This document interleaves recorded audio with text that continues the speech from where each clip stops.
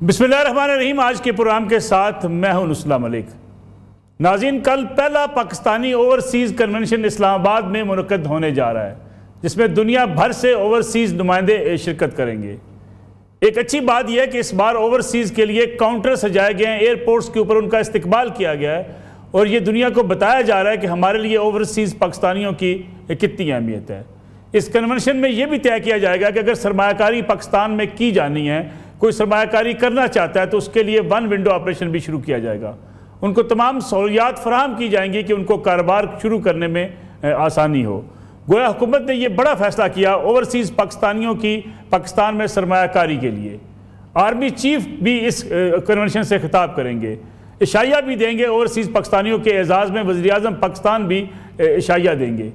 और इस वक्त जो अफवाज पाकिस्तान और हुकूमत पाकिस्तान ने यह तय किया है कि मुल्क में बैरूनी सरमायाकारी लाने के लिए सबसे बढ़ के ओवरसीज़ पाकिस्तानी किरदार अदा करेंगे, इसकी तरफ पेशकदमी का आगाज़ कर दिया गया है।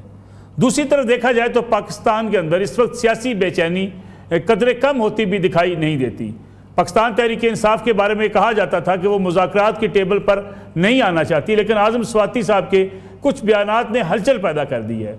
अगरचे पाकिस्तान तहरीक इंसाफ ये बात तो तस्लीम कर रही है कि कहीं ना कहीं डील की या बातचीत की कोशिशें हो रही हैं, लेकिन ये आज़म स्वाति साहब का ज़ाती मसला है। अगर इमरान खान साहब ने कोई मामला तय करने हैं तो आज़म स्वाति साहब ज़ाती तौर पर यह मसाइल कैसे हल कर सकते हैं। दूसरी तरफ पाकिस्तान पीपल्स पार्टी जो कैनाल्स के ख़िलाफ़ मैदान में निकली हुई है, धमकी दे रही है हुकूमत को कि हम हुकूमत से अलग भी हो सकते हैं। मुराद अली शाह साहब ने भी एक बड़ी धुआंधार तकरीर की और ख़िताब किया, जिसमें उन्होंने इस बात का भी जिक्र किया कि जो उनके मुखालफिन इस वक्त सिंध के अंदर टारगेट किए बैठे हैं पाकिस्तान पीपल्स पार्टी को, नहरों के खिलाफ वो कम बात करते हैं लेकिन पीपल्स पार्टी को टारगेट ज़्यादा करते हैं। गोया ये लग रहा है कि पीपल्स पार्टी को न सिर्फ अपने कारकुनों को बल्कि अपनी मुखालफिन की तनकीद का भी सामना है। इस पर भी बात करेंगे, लेकिन प्रोग्राम में आगे बढ़ने से पहले मुराद अली शाह साहब जो सिंध के वज़ीर आला हैं, उन्होंने तमाम सूरत हाल पे पार्टी का मौक़िफ़ और पार्टी को जो दरपेश चैलेंजेस हैं इस पे क्या कहा, जरा ये सुनिएगा। ये साजिश आपके खिलाफ है, कैनाल बना के नहीं, आपको गुमराह करके पीपल्स पार्टी को बदनाम करने की जो कोशिश की जा रही है उससे मैं पर्दा उठाना चाहता हूं। आज इनका प्रोपेगेंडा है कि पीपल्स पार्टी के खिलाफ एक मुहिम चलाई जाए, वो कामयाब हो। ये चाह सकते हैं पीपल्स पार्टी के खिलाफ मुहिम चलाएं, जो एहतजाज भी कर रहे हैं, हम भी उनके साथ हैं। लेकिन भाई उनसे पूछो, तुम अपनी आधे घंटे की तकरीर में 5 मिनट कनाल पे बात करते हो, 25 मिनट पीपल्स पार्टी के खिलाफ बात करते हो। जरदारी साहब बोले, भाई जरदारी साहब ने कौन सा प्रोजेक्ट अप्रूव किया है? और चलो वो तो एक आप बंद कमरे की मीटिंग के बारे में बताते हैं, आप शायद सुलेमानी टोपी पहन के बैठे थे उधर, क्या आपको पता चल गया क्या बात हुई? उन्होंने पूरी दुनिया के सामने पार्लियामेंट में, जॉइंट पार्लियामेंट में कहा कि मैं इन कनालों की सपोर्ट नहीं कर सकता। मुराद अली शाह साहब साथ साथ ये बात भी कह रहे हैं कि अगर हुकूमत ने एतमाद में ना लिया, हुकूमत ने बात ना मानी, तो वो हुकूमत से अलग भी हो सकते हैं। इसमें बात करने के लिए हमारे साथ मौजूद हैं पाकिस्तान पीपल्स पार्टी की सीनियर रहनुमा MNA सैर कामरान साहब। आपका बहुत शुक्रिया सैर कामरान साहब प्रोग्राम में वक्त देने के लिए। उनके साथ तशरीफ रखते हैं खेल दास कोस्तानी, वज़ीर मुमलिकत है मुस्लिम लीग नवाज़ के सीनियर रहनुमा है, जबकि मलिक अहमद खान बच्चर जो अपोजिशन लीडर है पंजाब असम्बली में पाकिस्तान तहरीक इंसाफ से, वो भी आज के प्रोग्राम में शरीक गुफ्तगू होंगे। सैर कामरान साहब प्रोग्राम का आगाज़ में आपसे करना चाहूँगा मैं। पीपल्स पार्टी वफाकी हुकूमत को छोड़ने की धमकी दे रही है। हम देख रहे हैं कई रोज़ से सियासी बयानबाजी चल रही है, मुस्लिम लीग नून के ज़ोमा के बयानात आते हैं, पीपल्स पार्टी जवाबी बयानात जारी करती है। लेकिन पीपल्स पार्टी को एक तो तनकीद का सामना है अपने कारकुनों की तरफ से, दूसरा आपके मुखालफिन जुल्फ़िकार भुट्टो जूनियर भी आप ही की पार्टी को ललकार रहे हैं। पीपल्स पार्टी का असल मौक़िफ़ है क्या? क्या बातचीत के ज़रिए ये चीज़ें तय नहीं हो सकती? हुकूमत को अगर डिस्टेबलाइज होना है तो फिर उसका शिकार तो पीपल्स पार्टी भी होगी। जी बहुत शुक्रिया। पाकिस्तान पीपल्स पार्टी ने हमेशा मुल्क की सालमियत की बात की है, पार्लियामान की बालादस्ती की बात की है। हम हुकूमत के साथ नहीं हैं, हम पार्लियामान के साथ हैं। हाँ, हुकूमत हमारे जो है वोटों पे और हमारे सहारे, ये देखें जो मिनिस्टर ऑफ स्टेट्स हैं, आप पार्लियामानी सेक्रेटरीज देखें, आप PMLN और उनकी वो जमातें एलाइड पार्टीज़ जो उनके साथ शेयर कर रही हैं काबीना, आप उनका नंबर देखें, वज़ीर आज़म को मिलाएं, 90 के करीब लोग बन जाते हैं। लेकिन पाकिस्तान पीपल्स पार्टी के बगैर कौमी असम्बली का कोरम पूरा नहीं होता। 2 दिन ये इजलास नहीं कर सके। इनकी गैर संजीदगी का ये आलम है कि यौम दस्तूर पे भी पार्लियामेंट से इनके वज़रा और इनके मेंबरान गैर हाजिर थे। तो देखिए, बात यह है कि पाकिस्तान पीपल्स पार्टी ने जमहूरियत के लिए कुर्बानियाँ दी हैं। अब जहाँ तक कि किनाल की बात है, ये सिंध के अवाम के हक़ की बात है। ऐसा कैसे हो सकता है कि आप जो है रेगिस्तान आबाद करने चलें और सिंध के ज़रख़ेज़ खेतों को बंजर बना दें? हमारे यहाँ 80% जो लोग हैं उनका इन्हिसार ज़राअत पर है। ज़राअत हम कहते हैं मईशत की रीढ़ की हड्डी भी है। लेकिन इस हुकूमत की गुज़िश्ता 2 साल से जो पॉलिसीज़ हैं उसने किसानों को लाके सड़क पे बिठा दिया है। जिस तरीके से पिछले साल गंदम इंपोर्ट हो गई, उसके बाद कॉटन के ऊपर जो है वो सेल्स टैक्स लग गया 18%। फिर जो है हर चीज़ यानी ये रेगुलेट नहीं करते फर्टिलाइज़र की प्राइस को बीच ही, और अब ये पानी की कमी, यानी ख़ुद वफाकी इदारे ये रिपोर्ट दे रहे हैं कि मुल्क में पानी की किल्लत है। 3 सूबों में जो है वो खुशहाली आ सकती है। उसके बावजूद ये किनालों का इशू, और मैं आपको बताऊं कि this doesn't come in isolation. ये पीएमएलएन के तो कोई स्टेक्स है नहीं सिंध के अंदर, उनको सूट करता है उनके जो एक नेचुरल अलाय है ना, वही जमाते हैं, छोटे जो है प्रेशर ग्रुप्स हैं। इन्होंने ये सिंध के अंदर बेचैनी होती है तो ये उसमें अपना सियासी फ़ायदा देखते हैं। तो ये जिस किस्म के बयानात आ रहे हैं, ये इत्तेहादियों वाले जो है ना, ये नहीं है रवैये। ये बयानात इसीलिए हैं कि ये चाहते ही हैं कि सिंध के अंदर इंतशार रहे। देखिए, पहले आपके 2 सूबों को आप देखें कि बलूचिस्तान के क्या हालात हैं, केपी के क्या हालात हैं। अब आप सिंध के अंदर महरूमियों का एहसास पैदा कर रहे हैं। अब आप सिंध के पानी के हक को भी तख्ता-ए-दार पे खड़ा कर रहे हैं। देखिए, ये एक बहुत गलत फैसला है। हम तो बातचीत की बात कर रहे हैं। पीपल्स पार्टी 1 साल से मुतालबा कर रही है कि जो मुश्तरका मफादात की कौंसिल का इजलास बुलाया जाए।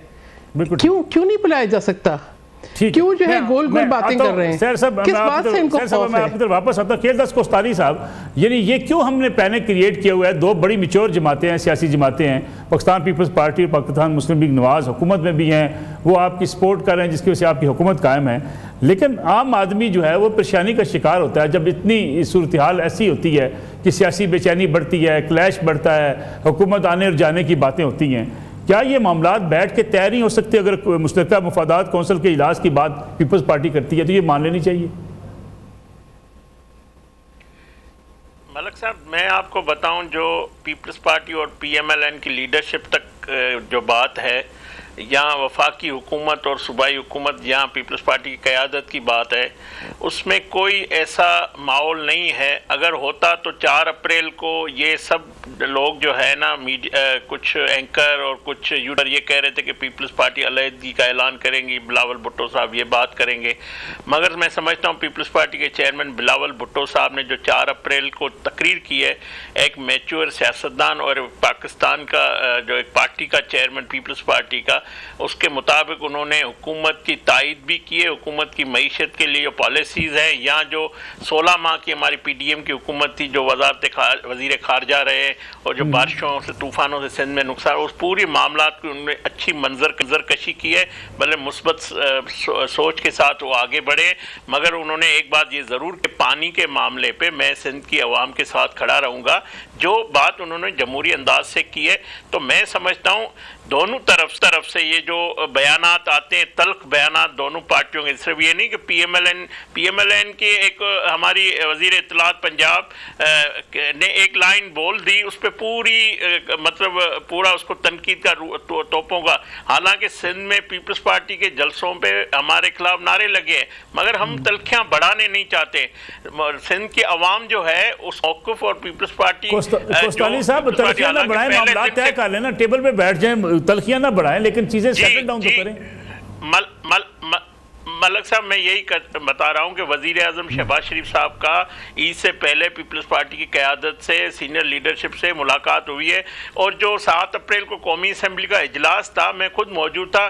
30 से ज़्यादा अरकान कौमी असम्बली पीपल्स पार्टी ने इज़हार ख्याल खुलकर किया है, और हमारे डिप्टी वज़ीर आज़म इसहाक डार साहब ने बिल्कुल ही उनको पार्टी हुकूमत की पॉलिसी और उनकी यकीन दहानी कराई है। और मैं आपको एक बताऊँ मलक साहब, उन्होंने ये भी कहा है कि एकनिक में जब ये मामला आया आया तो हमने पीपल्स सिंध हुकूमत की गुजारिश मामले को जुज़वी तौर पे उसमें शामिल नहीं किया। तो वफाक ने कोई मंजूरी आज तक नहीं दी है कि ये हाँ ये ज़रूर है पंजाब चाहता है कि हम अपने हिस्से से अपने पानी से अपनी मर्जी से जो भी पंजाब का जो मर्जी है वो अपनी ज़मीनों को आबाद करें या कैनाल निकाले, मगर सिंध का इस पर तहफ़्फ़ुज़ात है, सिंध को इख्तिलाफ़ है।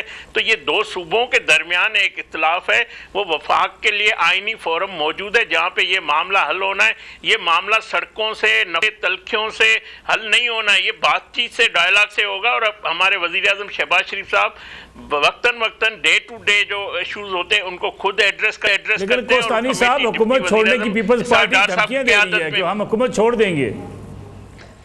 मैं इसका जवाब दूंगी। देखिए मैं आपको एक बात बताऊं, मेरा ताल्लुक भी सिंध से है, मेरा ताल्लुक भी सिंध से है। सिंध की जो लोग एहतजाज कर रहे हैं, एक एंटी पीपल्स पार्टी है, एक आम सिंधी है और तीसरी तरफ पीपल्स पार्टी खुद एहतजाज। जो कॉमन सिंधी है वो एंटी पीपल्स पार्टी के साथ मिल गया है, तो पीपल्स पार्टी पे प्रेशर है और उनका मुतालबा ये भी नहीं है कि सीसीआई में ये मामला पीपल्स पार्टी ले जाए। उनका मुतालबा तो पीपल्स पार्टी को प्रेशर डाल रहे हैं कि आप हुकूमत से अलग हो जाए। तो मैं समझता हूँ पीपल्स पार्टी की क़यादत कोई ऐसा काम नहीं करेगी जिससे पाकिस्तान को नुकसान हो, पाकिस्तान के जो सूबों के जो दरमियान कोई इख्तिलाफ हो। ये मामला पीपल्स पार्टी और पीएमएलएन की क़यादत और हुकूमत वफाकी ऐसा काम नहीं करेगी जिससे एक सूबे को नाराज किया जाए। ठीक है सर कामरान साहब आप कमेंट करें, मुझे फिर ब्रेक लेनी है। तो पाकिस्तान मजबूत होता है। जी मैं इसका जवाब देना चाहती हूँ मलिक साहब। जी प्लीज। जी देखिए कोहिस्तानी साहब जो है वो कह रहे हैं, खुद इस बात को बता रहे हैं कि सिंध के अंदर अवाम में बेचैनी है। तो पाकिस्तान पीपल्स पार्टी का अगर आप वोट बैंक देखें तो यही अवाम पाकिस्तान पीपल्स पार्टी को मुंतखब करते हैं और पीपल्स पार्टी उन्हीं के साथ खड़ी है।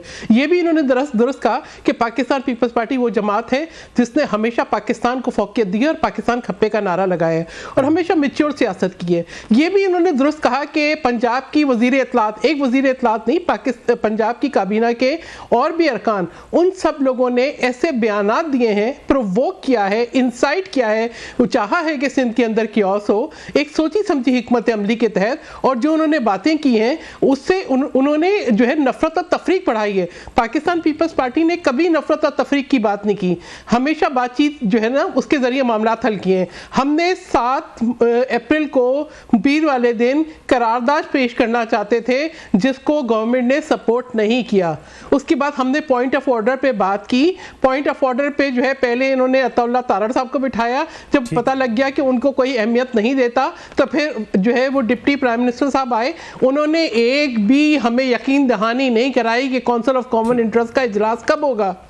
उन्होंने जो बातें की तो हमारे मेंबरान ने जवाब दिया कि हमें आप लॉलीपॉप ना दें। मैं तो कहती हूँ लॉलीपॉप भी नहीं था, कोनीन की गोलियां थी, इसलिए कि जो चीज़ हमारे जो है इशू को एड्रेस ना करे वो जो है बेहतरीन नहीं ला सकती। आप देखें हालात क्या हैं इस हुकूमत के, आप नाजो अंदाज देखें, आप इसकी अदाएं देखें कि आप ये देखें कि जो स्टेट की रिसोर्सेज हैं आप सिर्फ एक सूबे पे बात करना चाहते हैं। आप ये देखें कि जब आप कहते हैं कि जी हमने सरगोदा में जो है ना मोटरवे जो है वो उसके लिए फंड्स एलोकेट कर दिए, हैदराबाद कराची की मोटरवे जो है वो कब से पेंडिंग है। आप जो है सिंध के मंसूबों को ताखीर का शिकार करते हैं। 150 मिलियन पाउंड जिस पर पहले कादिर ट्रस्ट बन रहा था अब उसके ऊपर दानिश यूनिवर्सिटी बनेगी। भाई वो पैसा सिंध का है, आप उसको सिंध के अंदर भी तो इंफ्रास्ट्रक्चर डेवलप करने में वेलफेयर में इस्तेमाल हो सकता है। आप ये क्यों चाहते हैं कि पाकिस्तान सिर्फ एक सूबा है? ठीक है मैं एक ब्रेक ले लूं सैर कामरान साहब, वापस आते हैं तो आगे बात करेंगे इसको पूरा। में एक बार फिर खुश आमदेद खेलदास कोस्तानी साहब, एक बात हो रही है कि मुज़ाकरात की पाकिस्तान तहरीक इंसाफ के आज़म स्वाति साहब ने भी कह दिया मुज़ाकरात हुकूमत के साथ हो सकते हैं पाकिस्तान तहरीक इंसाफ के। देखें हुकूमत तो हमेशा ये कहती है, हमारे वज़ीर आज़म शहबाज शरीफ साहब जब अपोजिशन लीडर थे तब भी इनको वज़ीर आज़म इमरान खान को कहा था आए चार्टर आप इकानमी करें, मगर वो शख्स हमारे साथ बैठने के लिए उस वक्त भी तैयार नहीं था और आज भी तैयार नहीं है। वो पहले दिन से ये, क्योंकि वो आया ही कंधों इस्टेब्लिशमेंट के कंधों पे चढ़ के आया था और आरटीएस बिठा के एक गैर आइनी तरीके से इलेक्शन जितवा कर उसको कुर्सी पे बिठाया गया और वो तजर्बा नाकाम हुआ। आज भी उसकी ये ख्वाहिश है कि ये जो अदालतों से जो उनको सजाएं हुई है, जो जुर्म उन्होंने किए हैं, जो गलतियां सियासी की है, या जो GSU जैसे 9 मई जैसे हमले करना, तो अब भी वो यही चाहता है पहले दिन से कि इस्टेब्लिशमेंट मेरे से बात करे, मुझे कोई रास्ता दिया जाए। तो मैं समझता हूँ ये जो इस्टेब्लिशमेंट की पॉलिसी है उन्होंने वाजे कर दिया था जब नई इस्टेब्लिशमेंट आई कि हमसे माजी में गलतियाँ हुई होगी, मगर हम कोई ऐसा अब हमारा सियासी अमल या सियासी रास्ता हमारा नहीं है, ना उनकी पॉलिसी है। तो मैं समझता हूँ वो आइन के मुताबिक अपना जो रोल है वो अदा कर रही है। ये शख्स चाहता है, और ये जो आज़म सवाती हो या कुछ और लोग हो, ये इन्होंने डे 1 से ये कोशिश की है कि हमसे बात की जाए, हमें कोई रेस्क्यू किया जाए, हमें उसी तरह ट्रीट किया जाए जिस तरह माजी में किया जाए। तो मैं समझता हूँ ये गैर आइनी अमल है जो PTI के बानी PTI चाहते हैं।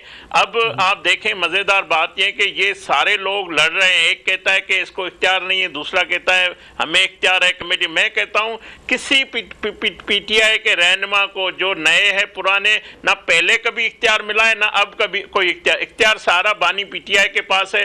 वो उनकी ख्वाहिश है और वो डट के लेटा हुआ है, बल्कि उल्टा लेटा हुआ है, और पहले दिन से माफिया भी मांगने की कोशिश कर रहा है। मगर मैं समझता हूं कि ये सियासी रास्ता जब तक इख्तियार नहीं करेंगे, एक तरफ वो एस्टेब्लिशमेंट पे तनकीद करते हैं अपना ट्विटर अकाउंट, अगर बानी जो PTI के लोग कह रहे हैं कि इसको इख्तियार नहीं है, तो बानी PTI के जो ट्वीट या आर्टिकल छप जाते हैं, एक ट्वीट करवा दें कि मैंने एस्टेब्लिशमेंट से बात नहीं करनी, मैं तो तरदीद भी कोई नहीं आ रही है। तो ये जब बानी PTI जब तक ये तरदीद नहीं आएगी उसकी, तो मैं समझता हूँ ये बात करने की जो पहले दिन से इनकी कोशिश थी है रहेगी। वो चाहते हैं हमसे बात की जाए, मगर माफ़ी के लिए भी तैयार है। मगर मैं समझता हूँ इस्टेब्लिशमेंट ने आइन के मुताबिक कोई इस तरह कोई इकदाम इनको कोई जगह मिल रही है बात करने की, ना इनको कोई एक्सेस दी जा रही है। तो ये सारे जो ड्रामे हैं एक दूसरे से लड़ाइयों का, इससे कोई फ़ायदा नहीं है। बिल्कुल बानी PTI चाहते हैं जो भी शख्स जाएगा उसको वज़ीर आला KPK जाकर उनको कहेगा या कोई और जाके कहेगा, तो वो बिल्कुल तैयार है, बल्कि लेटा हुआ है डट के। ठीक है सर। कामरान साहबा, जूनियर जुल्फ़िकार भुट्टो, उसकी बातों का उनका जवाब देना जो है वो मुराद अली शाह साहब के लिए क्या ज़रूरी था? क्या पीपल्स पार्टी के लिए जुल्फ़िकार भुट्टो जूनियर चैलेंज बनते जा रहे हैं कि वो उनके खिलाफ तनकीद पर उतर आए हैं वज़ीर आला सिंध? कम से कम मैं तो नहीं समझती कि मैं उनके ऊपर कोई तनकीद करूं, इसलिए कि हमें कोई ऐसा कोई ख़तरा या खौफ नहीं है। आपने देखा 4 अप्रैल को आपने पीपल्स पार्टी का भी जो हमारा एक रिवायती तौर पर जब से शहीद जुल्फ़िकार अली भुट्टो की शहादत हुई है, इवन मार्शल लॉ के दौर में भी हम बहुत मुश्किल हालात में भी जाते हैं, अपनी हाज़िरी देते हैं, फातिहा होती है, दुआ होती है, एक हमारा इफ़ाए अहद होता है। तो आपने देखा कि पीपल्स पार्टी के चाहने वाले वो भी हैं जो आज भी जो है वाराना तरीके से जाते हैं अपने लीडर के पास। वो कोई जलसागाह नहीं है, वो एक कब्रिस्तान है। कब्रिस्तान में जाके अपनी अकीदत, अपनी मोहब्बत, अपनी लॉयल्टी का इजहार करना बड़ा मुश्किल काम है। ठीक है, तो आपने उस दिन भी देख लिया था कि इज्तिमा लड़काना में भी हुआ था, तो उसमें कोई हर्ज नहीं है। वो उन्होंने ख़ुद भी मेरे ख्याल में तरदीद भी कर दी है कि वो GDA को ज्वाइन नहीं कर रहे। It's just he stepped in the politics. उनका हक है, सियासत करें, सियासत करना सबका हक है। और पीपल्स पार्टी के पास जो वोट बैंक है, पीपल्स पार्टी के पास जो अवाम की ताकत है, और वो बेवजह नहीं है। आप सिंध का सेहत का निज़ाम देखें, आप जो है ट्रांसपोर्ट का देखें कि किस तरीके से जो है पहली पिंक बस, पहली इलेक्ट्रिक बस इंट्रोड्यूस हुई है, और जिस तरीके से NICVD की एक पूरी चेन है, फ्री ऑफ द कॉस्ट जो है वो ट्रीटमेंट है। 2022 की बदतरीन बारिशों के बाद जिस तरीके से रिहेबिलिटेशन हुई है, पीपल्स पार्टी ने अवाम को सर्व किया है, अवाम के हकूक़ की मुहाफ़िज़ है। जो पीपल्स पार्टी का ट्रस्ट है वो अपनी जगह है, हमें इस सिलसिले में कोई खौफ नहीं है। हाँ, जब बातों का आप जवाब ना दें तो शायद एक तशनगी रह जाती है, लोग कहते हैं इनके पास कोई जवाब नहीं है, तो कभी कभी जवाब भी देना पड़ता है। और देखें केनाल का जो इशू है इसमें आज की बात नहीं है कि किसी ने इसको आज उठाया। पीटीआई ने जब हमने करारदाद पेश की तो उन्होंने इसकी मुखालिफत की, उसके बाद आखिरी दिन उन्होंने भी करारदाद पेश कर दी। तो बात यह है कि ये पॉलिटिकल माइलेजेस अलग होती हैं, एक कांस्टेंट पॉलिसी वो अलग होती है, एक लेगेसी को लेके चल रहे हैं, आवाम के हकूक़ की लेगेसी को लेके, वुमेन एम्पावरमेंट की बात हो, आवाम को सर्व करने की बात हो, बुनियादी हकूक़ की बात हो। पाकिस्तान पीपल्स पार्टी ने तो हर एक के हकूक़ का तहफ़्फ़ुज़ किया है, तो मैं नहीं समझती कि कोई ऐसी चीज़ है जिससे हम खाइफ हैं। हाँ, हम खाइफ हैं कि आवाम को उनका हक मिलना चाहिए। अगर उनका हक सल्ब होगा, उनके रिस्क पे डाका डाला जाएगा, अगर हमारी सरसब ज़मीनों को बंजर करने की कोशिश की जाएगी, तो पीपल्स पार्टी ने कभी समझौता नहीं किया। जो ये समझते हैं ना कि हम पीपल्स पार्टी को बोलें कि जी हम आपको ये दे देंगे, आप इस असूल पे कॉम्प्रोमाइज़ कर दें, नहीं। पीपल्स पार्टी ने असूलों की खातिर, जमहूरियत के खातिर जानों के नजराने दिए हैं, हमारी क़यादत ने भी और हमारे कारकुनों ने भी। तो हमारे लिए वापसी का रास्ता नहीं है, हमें आगे जाना है। आइन पाकिस्तान की बात करें, शनाख्त की बात करें, आप जो है मुल्क के अंदर तरक्की की बात करें, मुल्क की खारजा पॉलिसी की बात करें, मुल्क के दिफा की बात करें, न्यूक्लियर पावर की बात करें, चाइना पाकिस्तान इकोनॉमिक कॉरिडोर की बात करें, ये सब पीपल्स पार्टी की काविशें। ये तो अलग बात है कि अगर आप देखें कि सी पैक से अगर जो है वो मोटरवेज हम पोर्ट सिटी से बना देते हैं तो आज पूरे पाकिस्तान में प्रॉस्पेरिटी होती। पीपल्स पार्टी ने चारों सूबों को खुद मुख्तारी दी है। पीपल्स पार्टी ने सूबों की खुद मुख्तारी की बात की है, चाहे वो गिलगित बल्तिस्तान हो, चाहे वो कश्मीर हो, चाहे हमारे चारों सूबे हो, हर जगह के अवाम का तहफ़्फ़ुज़ किया है। तो पीपल्स पार्टी को कोई खौफ नहीं है। हम हर दफ़ा हमारा वोट बैंक बढ़ता है और हमें वो एतमाद मिलता है, लोगों को यकीन है। ये छोटे ग्रोह, आप इलायदगी पसंद जमातों को जो है ना आप भड़का के ये पीपल्स पार्टी की जो एक पॉपुलैरिटी है उसको कम नहीं कर सकते। ठीक है कोस्तानी साहब, वही वज़ीर ख़ज़ाना ने जो कहा है कि चंद माह में हम खुशखबरियाँ सुनाएंगे, लेकिन वज़ीर ख़ज़ाना ये भी कह रहे हैं कि हम कौमी इदारों की निजकारी करेंगे, साथ ही साथ जो महंगाई की कमी का फ़ायदा आवाम तक ना पहुँचने का उन्होंने एतराफ़ भी किया है। आम आदमी को तो महंगाई से सरोकार है, अगर हुकूमत जो है ये बात कह दे कि मिडल मैन जो है वो महंगाई को कंट्रोल करने में जो है वो कामयाब नहीं होने देता, नाकामी किसकी है? एशियाई कीमतों को कंट्रोल करना तो हुकूमत की जिम्मेदारी है। देखिए, पहली बात यह कि जो बिजली की कीमत वज़ीर आज़म ने कम की है वो सीधा सीधा आवाम को फ़ायदा हुआ है। जो 38% जो महंगाई है जो सिंगल डिजिट पे आ गई है। अब देखें ना, जो मार्केट में जो चीज़ें मिलती है, रोज़मर्रा की चीज़ों का मैं मिसाल दे रहा हूँ, उसमें सूबाई हुकूमतों का भी काम होता है कि वो निर्खों पे नज़र रखें, या वो जो ऐसे कारोबारी लोग हैं जो इस पे ज़ख़ीरा अंदोज़ हैं, ये सूबाई हुकूमतों का काम है। मैं समझता हूँ वज़ीर आला मरियम नवाज़ साहिबा ने इसमें बहुत अच्छे इक़दाम किए, बाज़ारों में रेट लिस्ट लगवाना और फ़ाइन लगाना अगर कोई कीमत से ज़्यादा कोई बेच रहा है। जिस तरह रमज़ान में आप देखते हैं कि दुनिया भर में जो है सेल लगी होती है जिनको हम काफर कहते हैं, मगर हमारे मुल्क में हमारे जो रोज़ेदारों को महंगी चीज़ें बढ़ा देते हैं कारोबारी तबका जो होता है, तो उसमें ये ज़रूर होता है। मगर मैं समझता हूँ उस महंगाई के जो असरात हैं वो आवाम को फ़ायदा दे रहे हैं। और जब तक देखें, हम ये नहीं कहते हैं, वज़ीर आज़म भी हमेशा कहते हैं कि इस मुल्क में दूध और शहद की नहरें नहीं बह रहे हैं। आज भी पाकिस्तान में ऐसा तबका है जो 2 वक्त के रोटी के लिए परेशान है।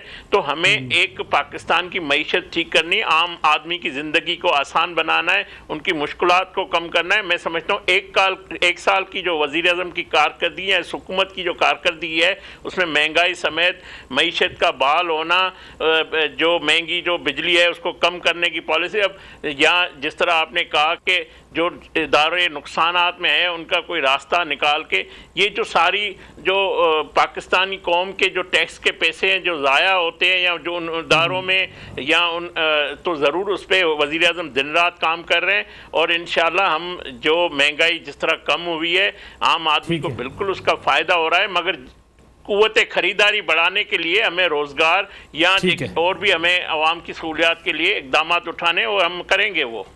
यहाँ पुराने एक ब्रेक का वक्त है, वापस आते हैं इस ब्रेक के बाद। पूरा में एक बार फिर खुशामदीद। खैर कामरान साहबा, 24 इदारों की निजकारी की जा रही है।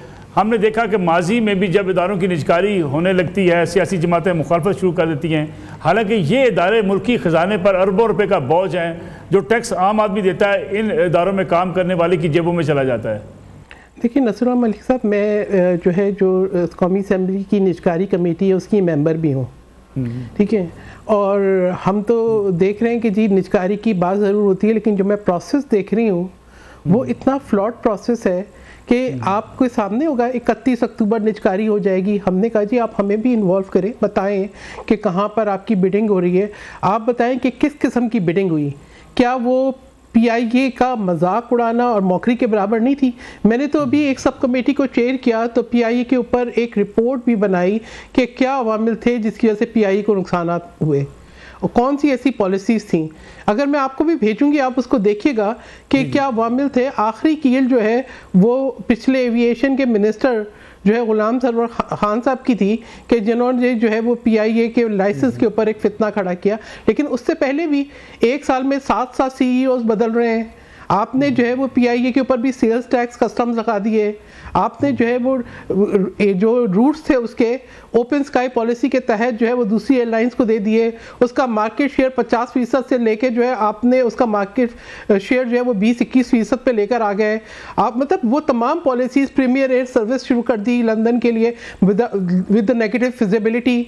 तो ये जो नुकसानात थे, वेट लीज कर ली, महंगे जहाज़ ले आए और उसके ऊपर अभी क्या है, आप कहते हैं जी प्रॉफिट है। प्रॉफिट क्यों है? आपने तमाम डेट्स निकाल के होल्डिंग कंपनी में डाल दिए। देखिए ये जो चीज़ें हैं ना कि आप पेट्रोल लेवी जो है वो ना दे उसका फ़ायदा आवाम को और आप बोलें कि जी अब आपने बिजली पे रिलीफ दे दिया इधर का उधर। देखिए बात ये है कि आवाम को फ़ायदा पहुंचने दें।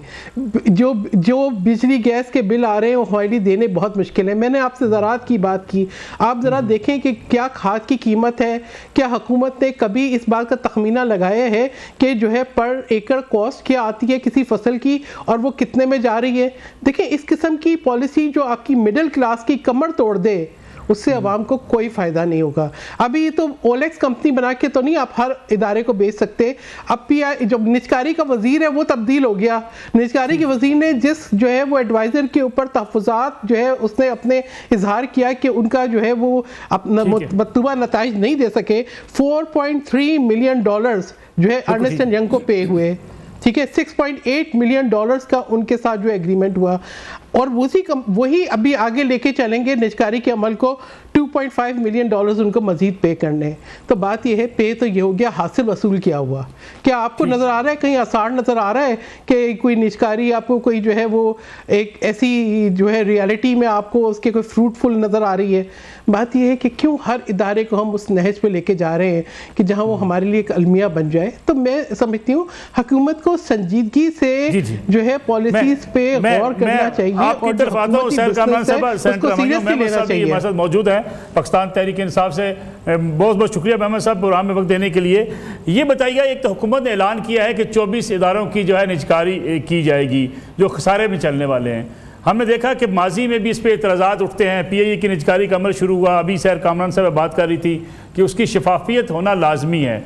दूसरा ये फरमाइएगा कि जो इस वक्त बात हो रही है पाकिस्तान तहरीक इंसाफ की, आज़म स्वाति साहब ने भी कहा कि इस्टेब्लिशमेंट के साथ बातचीत हो सकती है।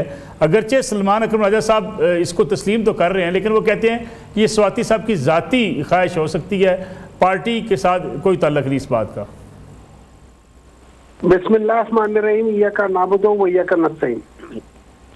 देखिए सबसे पहले दो चीज़ें, मैं पहले वो जो सलमान अकरम राजा वाली साहब बात है वो देखिए पूरे पाकिस्तान तहरीके इंसाफ ने एक प्रिंसिपल स्टैंड लेके ये बताया हुआ है कि जो आज़म स्वाति साहब ने अपने बयानात दिए हैं उस बयानात से ये जाहिर होता है कि उन्होंने इमरान खान साहब के पास गए हैं और उन्होंने बताया है, उनसे पूछा है कि आप मुझे इजाज़त दें। ऑफ कोर्स इमरान खान साहब, अगर आप उनके पुरानी वीडियो देखें तो उन्होंने एक इंटरव्यू में कहा था कि मेरी एक जो कमज़ोरी कह ले या मेरी वो कमज़ोरी कहते हैं लेकिन मैं उनकी अच्छाई समझता हूँ कि वो कहते हैं जो शख्स भी आके मुझसे कोई चीज़ कहता है तो मैं उसके ऊपर बिलीव करता हूँ और उसको इजाज़त देता हूँ, ठीक है। तो उन्होंने उनको इजाज़त दी कि हाँ, और जाहिर है आज़म स्वाति साहब जो है PTI के बहुत सीनियर लीडर हैं, बहुत मंजे हुए एक सियासतदान है। तो ऑफ कोर्स इमरान खान ने उनको इजाज़त दी है, लेकिन वो जो कुछ भी था वो PTI की डिस्कशन के बाद नहीं था, वो उनके पर्सनल वो एफर्ट्स थी। अब वो क्या करते हैं वो दूसरी चीज़ है। अब आ जाती है बात ये जो निजकारी की बात है।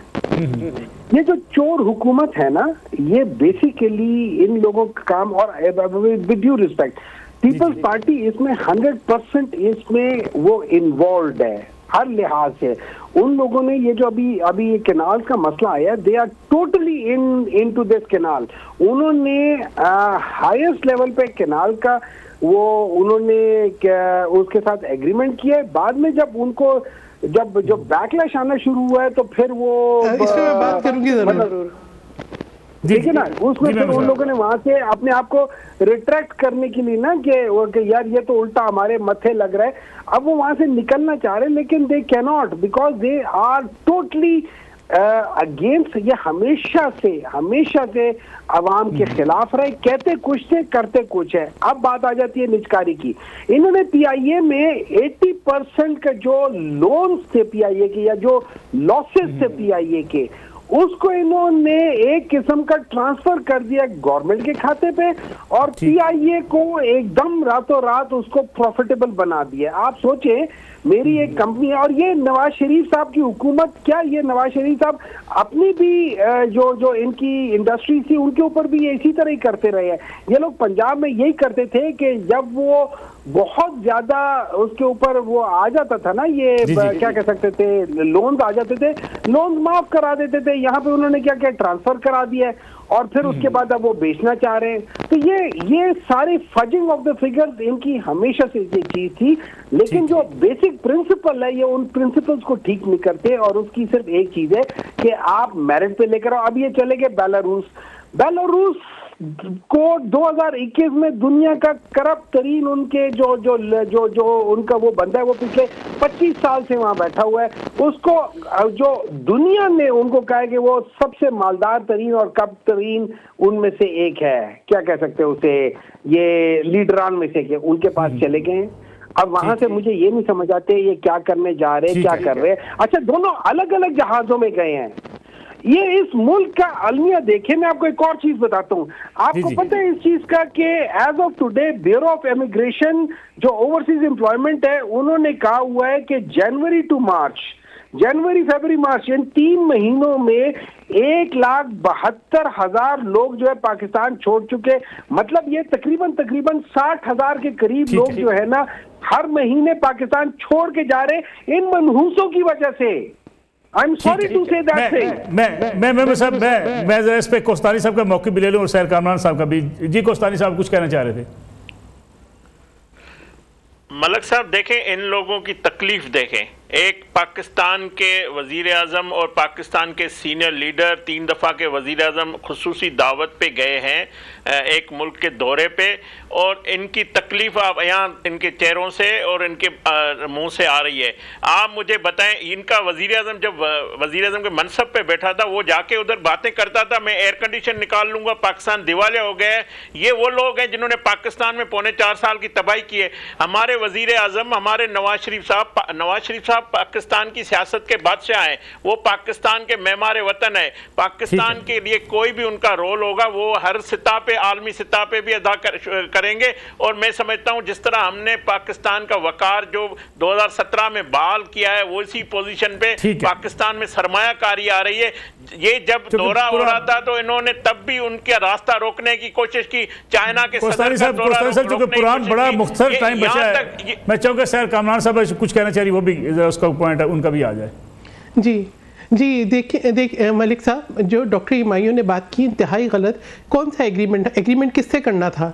यानी अगर प्रेसिडेंसी में एक ब्रीफिंग हुई SIFC की और उसके अंदर मुख्तलिफ चीज़ें डिस्कस हुई, ब्रीफिंग इज़ नॉट एक अप्रूविंग अथॉरिटी नहीं होती वहाँ पे कोई भी।